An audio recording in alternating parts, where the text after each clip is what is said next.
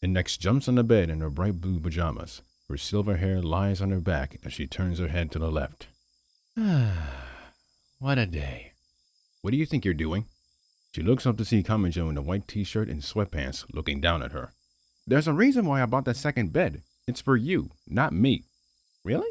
I thought you had a place to sleep. You are not getting me to sleep in that bathtub ever again. Now, move it. Fine. The nun begrudgingly picks herself up from the bed. Getting up to the second, she lays down on it with Sphinx jumping on her stomach. It didn't collapse. And it's comfy. Glad you like it. Now then, time to sleep in my actual bed again. Kamijou sits and lays down on his original bed. Suddenly, the legs breaks and the bed itself plants on the floor. I was kind of expecting that. You and me both. Doesn't matter. At least it's a bed. Good night. Index smiles and lightly shakes her head. Even with this new attitude, you're still the same Toma. Careless, stupid, and clumsy. The boy claps his hands and the lights turns off.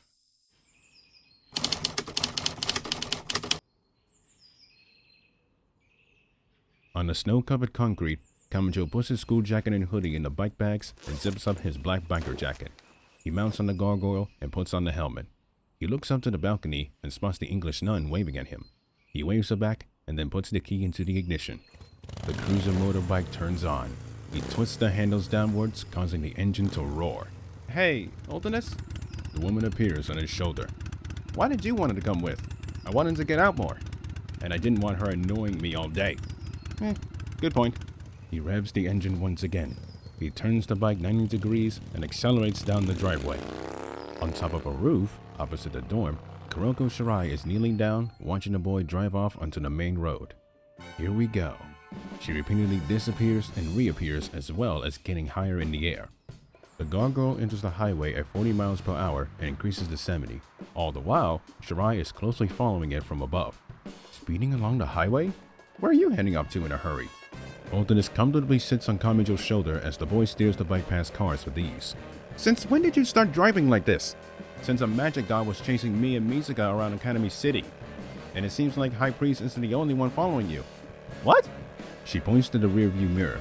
The boy looks and sees a small dot, but he realizes what kind of dot it is. Oh, god damn it! You totally forgot, didn't you? Yep! Just keep going. Actually, where are we going? Somewhere that I'm going to regret being in. He twists the handles and increases speed. Don't think you can outrun me. She continues to pursue by air.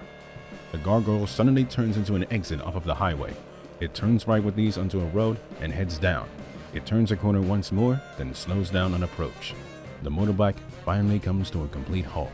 Shirai appears on top of a building and looks down from above. A blonde, spiky-haired, sunglasses-wearing teenager and a blue-haired teenager walks up to Kamijou as he takes off his helmet. There you are, Kami. What took you so long?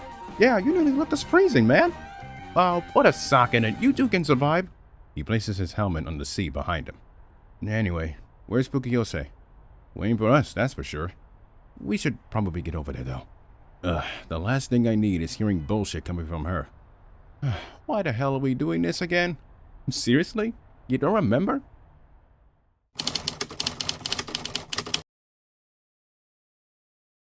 Toma Kamijou stands in the teacher's lounge, silently hunched over, with his left eye twitching.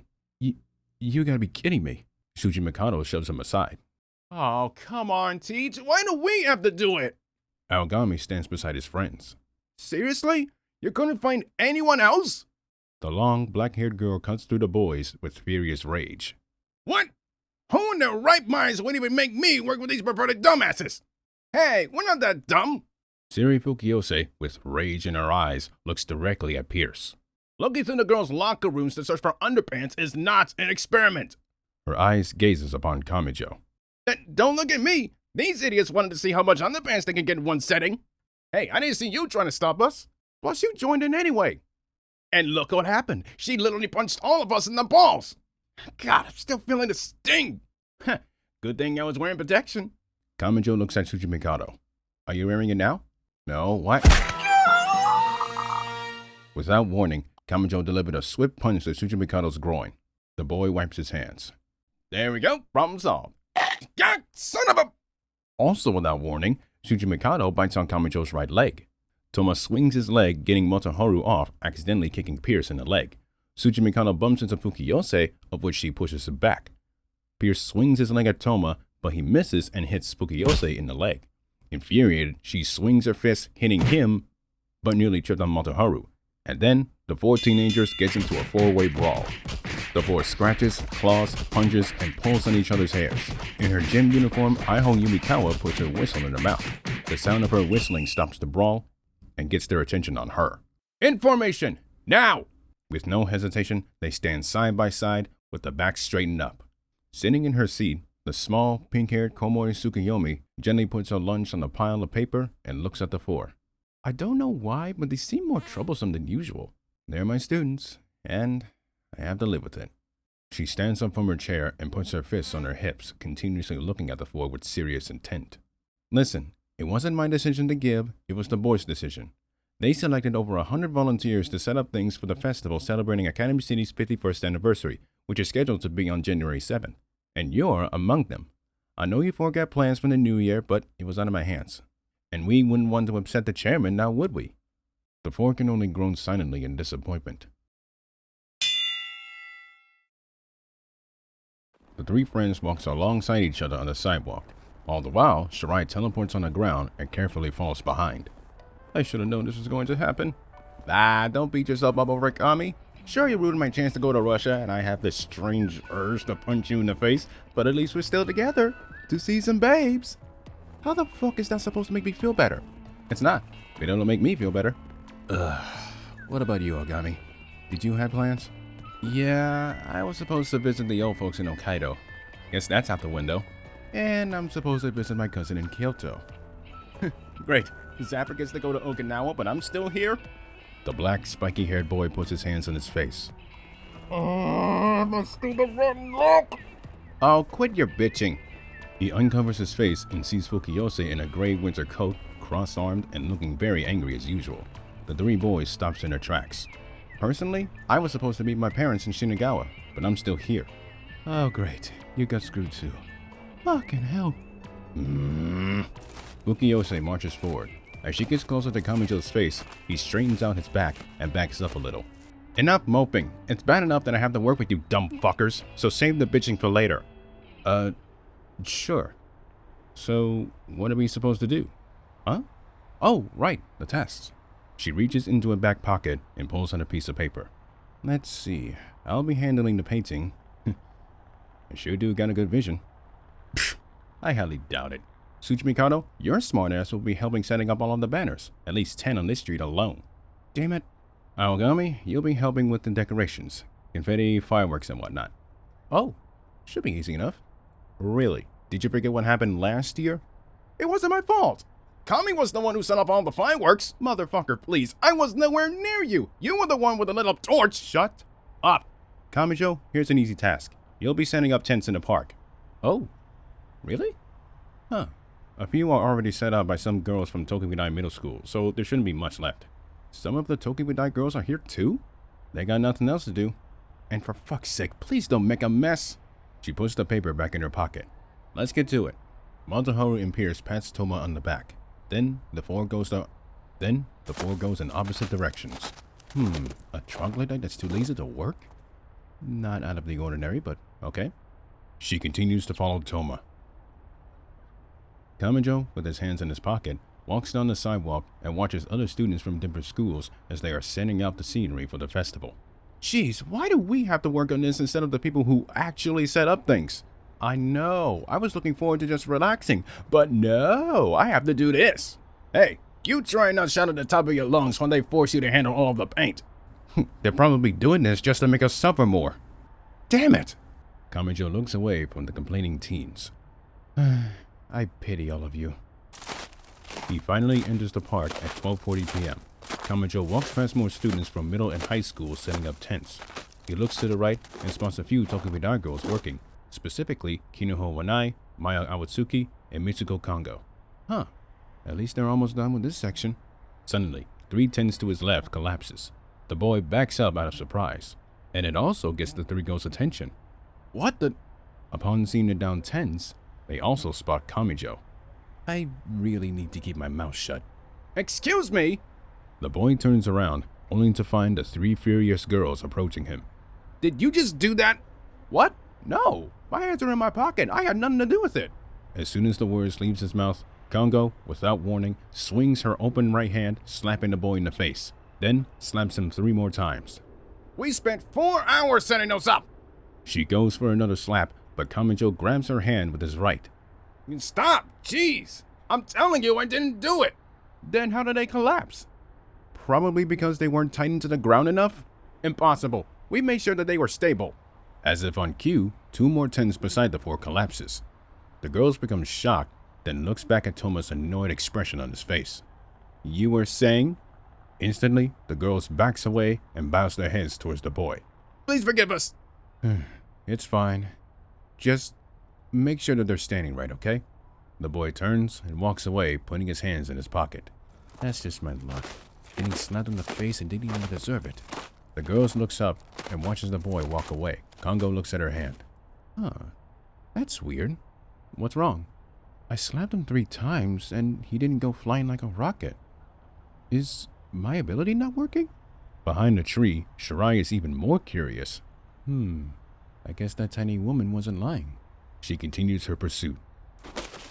Kamijou finally arrives at the area at 12:46 p.m. He examines it very carefully. 15 in total. Seriously? How the hell am I supposed to do this? Yo! Kamijou!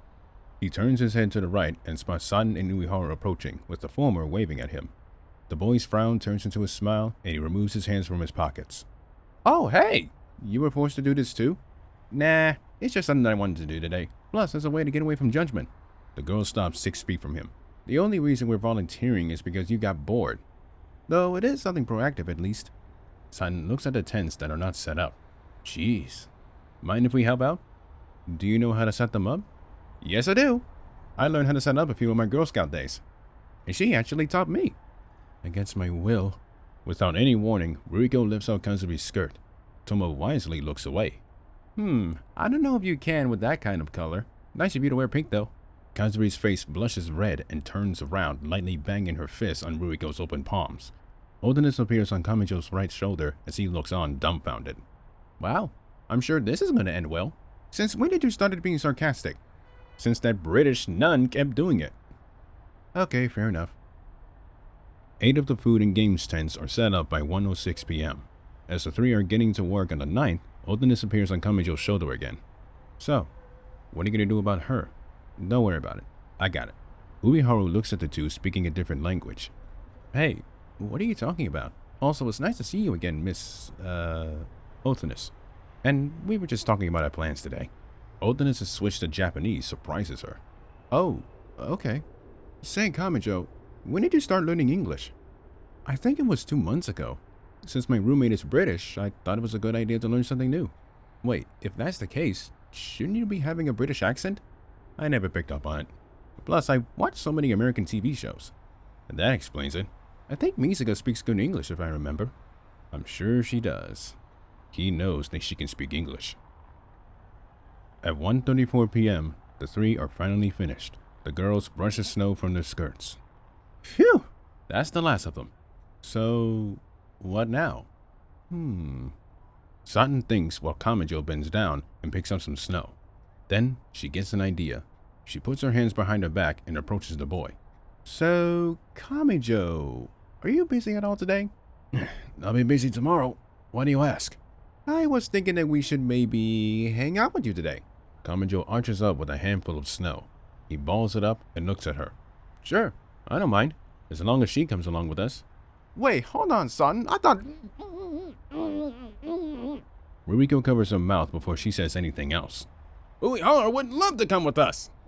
Oh, cool. But I wasn't just talking about her. Huh?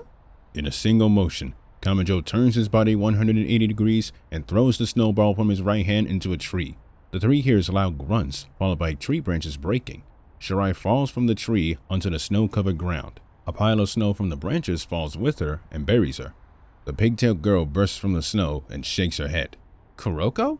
Honestly, I was wondering where she was all morning. following me like an annoying gnat. And I'm guessing she didn't find anything. So how about it, Shirai? You want to spend a day with me? You throw a snowball at me again, I'll tell him with an anvil on your head. And like hell I'm spending time with you, troglodyte! You followed me from my dorm all the way here. So what does that tell you?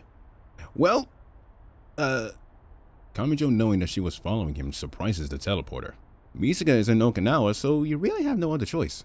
She closes her eyes and crosses her arms. As a member of Judgment, I have a duty to keep an eye on any suspicious... Everything's quiet. Huh? Yeah, everything's quiet.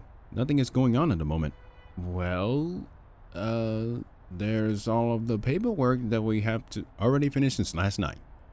What about the office? All cleaned up?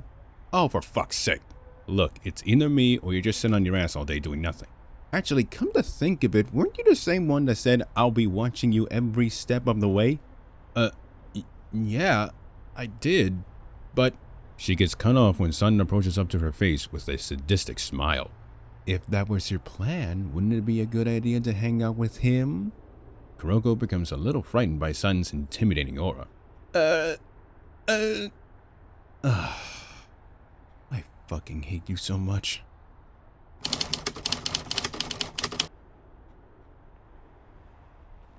The middle schoolers in Kamijou walks down the sidewalk as the other students continues to work. Shirai is looking down, with Uiharu gently rubbing her back.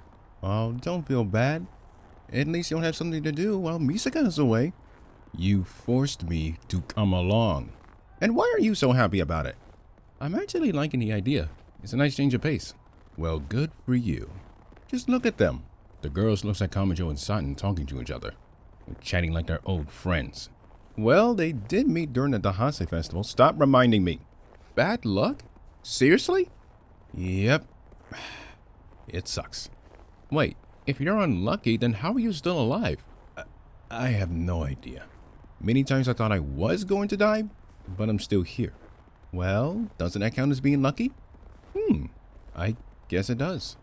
Minutes later, the four arrives near the gargoyle. Toma looks at the girls. If you don't mind me asking, but what do you normally do? We generally do anything, really. It doesn't matter. Actually, I'm feeling hungry. Oh, I know this one restaurant that we love going to. Wait, what? Kamijou's eyebrows perks up. Well, that's interesting. He mounts on the gargoyle, grabbing his helmet. Hey, Saten, ever rode on a motorcycle before? No. Why? Kamijou takes out an extra helmet from the left bike bag and hands it to Saten. Would you like to? A big smile appears on her face. Rurigo puts on the helmet on her head and mounts on the bike as the vehicle itself turns on. She rests her legs on the side, but her upper body faces forward, wrapping her arms around Kamijou's waist. Now, are you sure you can handle this? Toma, I hang out with Misaka almost on a daily basis. Good point. Hold on tight. He twists the handles, revving the engine, pops a wheelie, and drives off, kicking up snow onto Kuroko and Kazuri. The two girls hear Saten's joyful cry as the bike speeds off down the road. At least she's having more fun than you are. Shirai places her hand on Uiharu's shoulder. Shut the fuck up. The two huddles, and Shirai teleports themselves to follow Kamijou and Saten.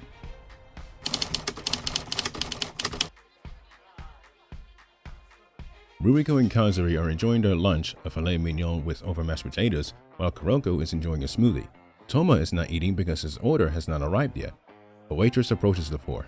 Here you are, sir. 2 bacon and egg sandwiches. The boy turns to her with a smile on his face. Miss Yoshikawa slips on spilled water, accidentally throwing the tray of Kamijou's food from her hands. The boy panics, and the food, as well as the tray, hits his face, with a few eggs hitting Shirai. Oh my god, I am so sorry! Uiharu feels sympathetic, while Saten laughs. Kamijou wipes his face of eggs. Well, should have expected that one. Looking down, he spots 1 bacon and egg sandwich on his lap. He picks it up and takes a bite. He gives a thumbs up to the waitress, making her very happy. Okay, he's a disgusting pig.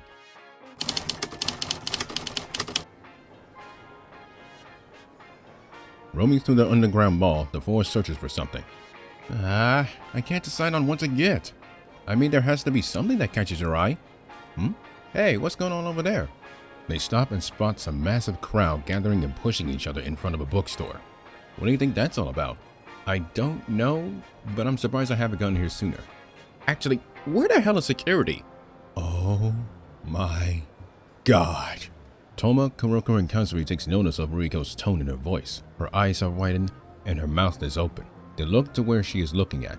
Posted on the window is a poster that reads, "Mythologies, Fairy Tales, and Legends of the World, on sale for 80% off.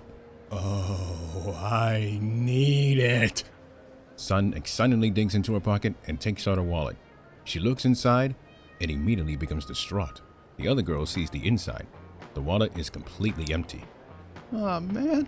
Do any of you have any money to spare? Sorry. My allowances are low. Same here. Oh, what about you? Toma? Upon speaking to Kamijou, the boy is not there. Where did he go? Oh, finally, he went away. Move it, you bastards! They follow his voice, only to spot the boy pushing through the massive crowd of customers. Move! Out of my way! Coming through! He aggressively pushes through them inside of the bookstore. He spots a few copies on the bookshelf. Damn it! It's almost sold out! He jumps on top of people's heads, making his way to the shelf. He reaches his hand out and grabs the very last copy. He tucks it and runs to the counter with the crowd of people chasing after him. He spots the counter next to the exit. One of the people in the crowd trips and causes the mob to fall off their feet. Toma looks behind him and sees them falling one right after the other. He turns back, approaches the counter, and hands the clerk the book. I would like to buy this one. That'll be 200 yen. Without hesitation, he pulls out more than 200 yen from his pocket and hands it to the clerk. Moments later, the book is in the bag. Come again. Kamijou, with a few bruises on his face, walks out of the bookstore to the three girls. He takes the book out and throws it to Saten, whom catches it. Worth it. Thank you so much. He's completely reckless. It's a good thing I got money left over. I got to head to the supermarket to grab something for dinner. I don't know what though. Oh, I got an idea.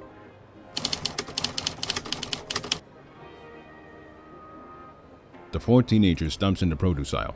Wait, we're having what? Miso soup with warm mirin slaw and sushi rice. It's a way of showing my thanks for getting that book. Have you heard of it? I have, but I never tried it before. Oh, trust me, I made it for Uiharu and myself and it was so good. Alright, I'm interested. Hey Shirai, are you okay with that? Yeah, sure, whatever. Wait, how much is it? Minutes later, outside of the supermarket. 10,000 yen for all of that? We're so sorry. And now I'm broke. And I don't get paid until next Thursday. Ugh, my rotten luck. Let's just go.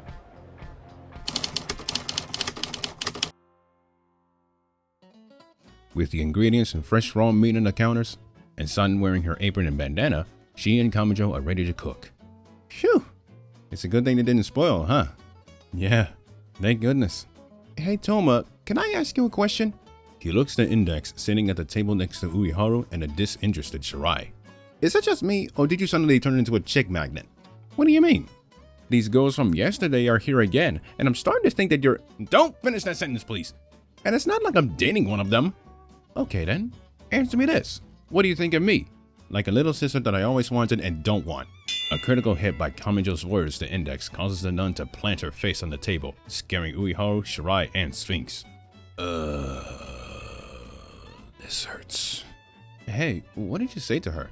It was nothing. Are you okay, sister? Wow, way to friend zone her. Oh, she'll be fine. The nun lifts her head and looks at the boy with furious intent. Yeah, I highly doubt that.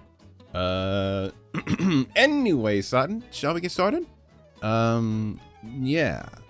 What were you two talking about? It was nothing. Oh yeah, I bet it was nothing. Jerk.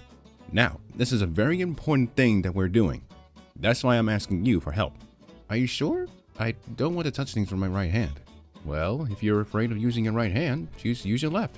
You never thought to use your left hand at all? You say that like it's a bad thing. Oh my god, he's a dumbass! But yeah, I should use it more often. Right, let's get started.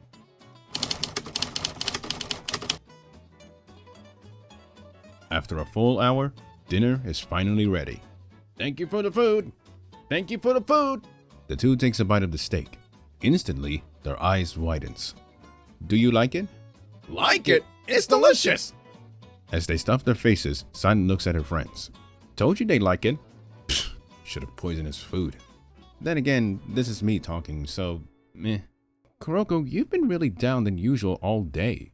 That's because I'd rather be anywhere else but here. Again. Oh, come on. It wasn't that bad. Yeah, getting snow on my face twice doesn't constitute as not bad. Hey, look at the bright side. At least I got to know him better. I feel like I haven't. Hey, Chocolate, I have a name, you know. Don't care, didn't ask. Just because you're being normal doesn't mean I can't tell what's going on. Okay, what do you think is really going on? Trying to seduce my Misaka or possibly pick a fight with her. Kamijou places his chopsticks on the plate half full of food. Okay, let me clear some things up since you don't know. First of all, I'm not seducing her. That's what you do and you're terrible at it. A vein pops up on Shirai's forehead. Second off, I already fought her 3 times, and 2 out of the 3, she lost. Wait, you fought the railgun? And won? How the hell could the ace of Tokibidai lose to a level 0 like you? Did you literally forget, or do I have to remind you? Oh. Well, at least she won on the 3rd time around. Yeah, no, I let her win. What? Biggest understatement of the century. Yeah, that 3rd fight happened after I helped her with this one situation towards the end of summer. Hearing that coming out of his mouth, Kazuri, Ruiko, and Kuroko remembers during that summer when Mikoto Misaka would constantly disappear and reappear, the latter knowing at times she would see her sad and depressed. Oh yeah, I remember when she kept disappearing. What was she dealing with? Accelerator. Accelerator? Who's that? The #1 level 5 Esper and the chairman of Academy City. Oh, I get it. It was a problem with the level 5s. Something like that, yeah. Hold on. There's no way she would ask a level 0 for help. You're right. She didn't. But that's far from the truth. Kamijou's sudden change in tone in his voice catches the girls off guard.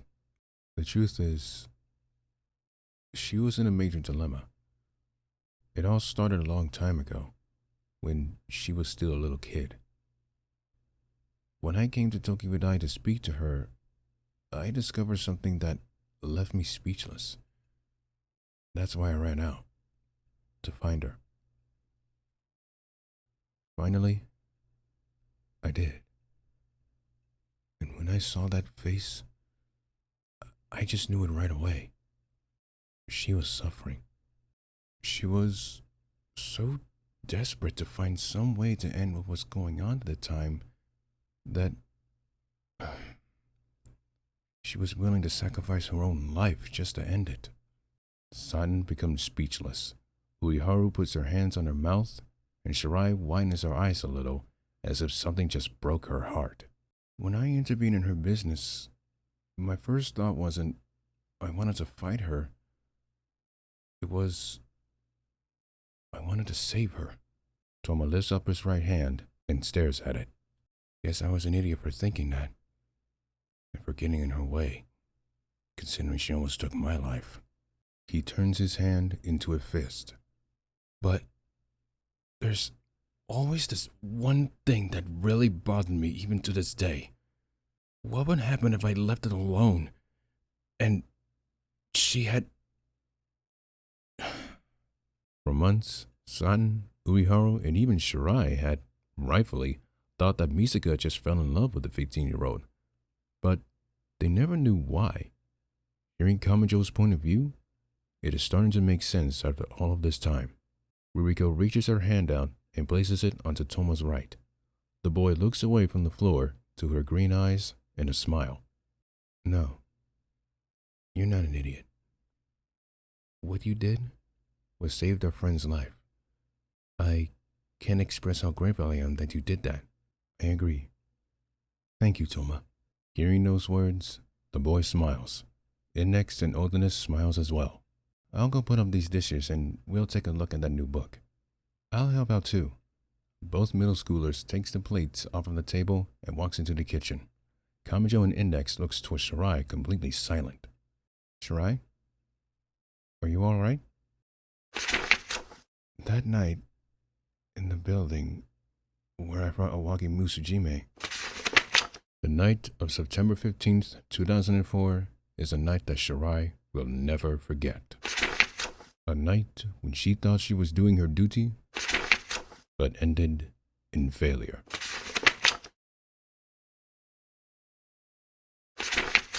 A night where one could not control herself, summoning a force of which it was destined to kill Kuroko.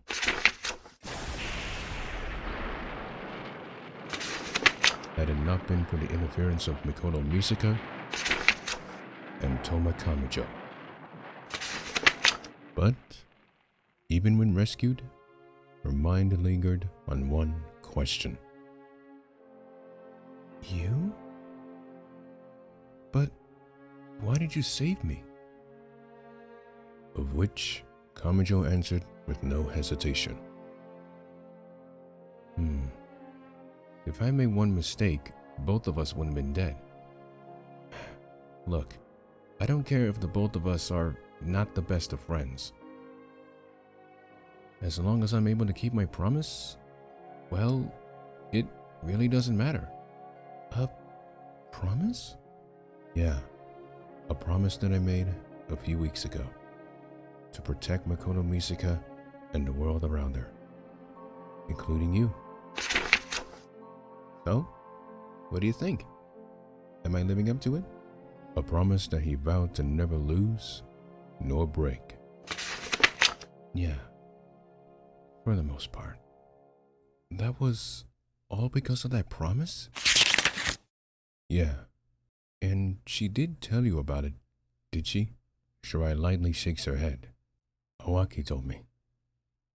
I never believed her, but I'm starting to... Hey, just don't tell anyone, okay? Sure.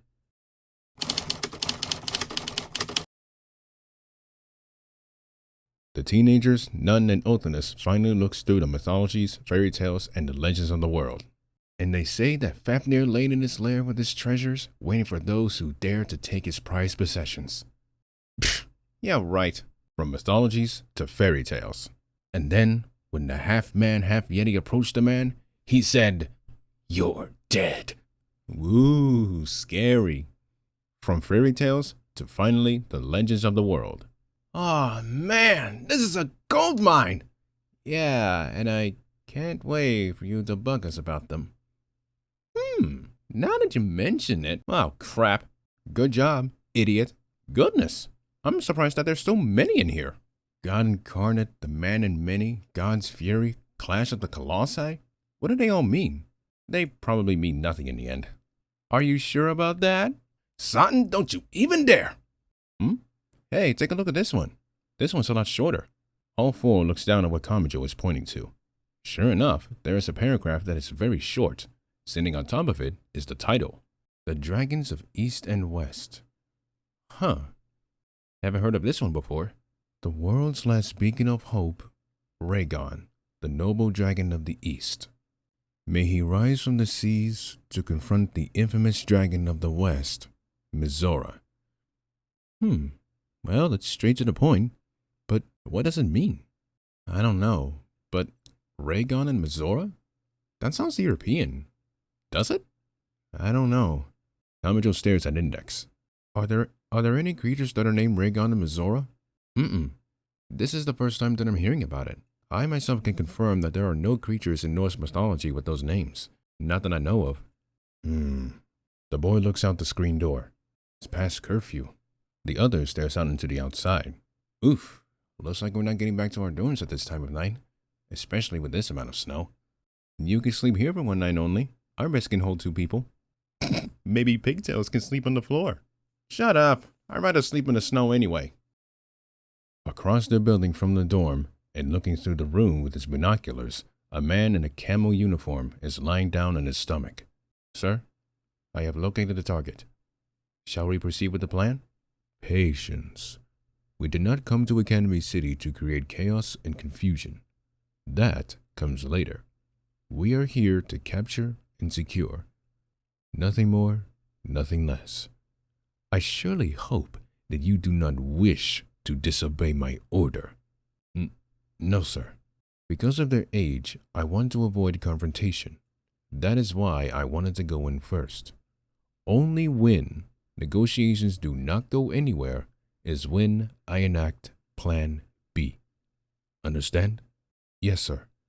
Sir, We have successfully roamed throughout the city and have gathered all of the intel that we need. Good. Once they are asleep, that's when I go in. No matter what, we shall proceed as planned.